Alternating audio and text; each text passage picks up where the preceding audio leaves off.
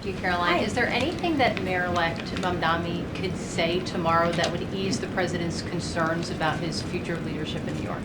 Look, I don't want to speak for the president or get ahead of this meeting that we are currently working on tomorrow. As you saw, the president put out a statement tomorrow that the mayor-elect will be coming to the Oval Office, and so our teams are arranging those details.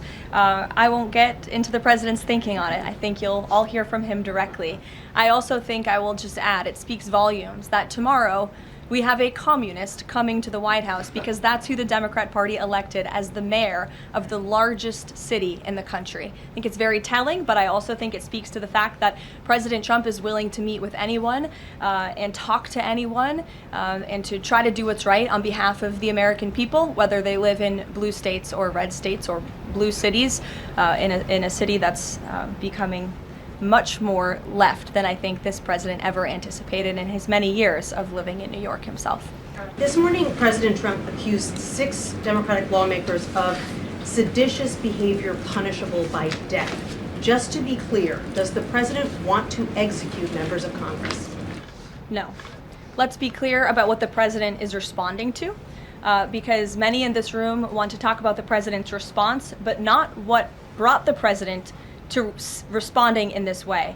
You have sitting members of the United States Congress who conspired together to orchestrate a video message to members of the United States military, to active duty service members, to members of the national security apparatus, encouraging them to defy the president's lawful orders.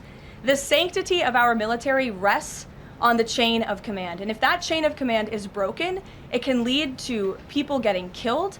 It can lead to chaos. And that's what these members of Congress who swore an oath to abide by the Constitution are essentially encouraging. We have 1.3 active duty service members in this country. And if they hear this radical message from sitting members of Congress, that could inspire chaos and it could incite violence and it certainly could disrupt the chain of command. These 3 members of Congress, I will also add, knew exactly what they were doing.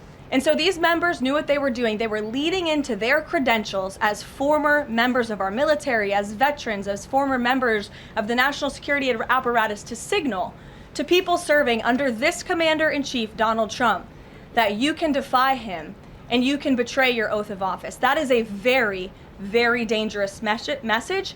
And it perhaps is punishable by law. I'm not a lawyer. I'll leave that to the Department of Justice and the Department of War to decide. But Caroline, can I just follow up? The president and the vice president, for that matter, have accused the other side of encouraging political violence. Isn't that exactly what the president is doing when he says that members of Congress should be killed? Why aren't you talking about what these members of Congress are doing to encourage and incite violence? They are literally saying to 1.3 million active duty service members not to defy the chain of command, not to follow lawful orders. Actually, every single you can refuse an illegal order, which but is they're suggesting, Nancy, that the president has given illegal orders, which he has not.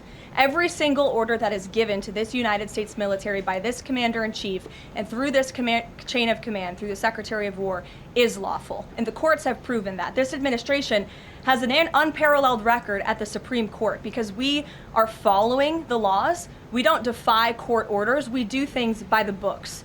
And to suggest and encourage that active duty service members defy the chain of command is a very dangerous thing for sitting members of Congress to do.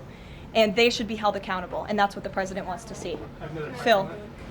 If you like this video, then like, share and subscribe to Mirror Now.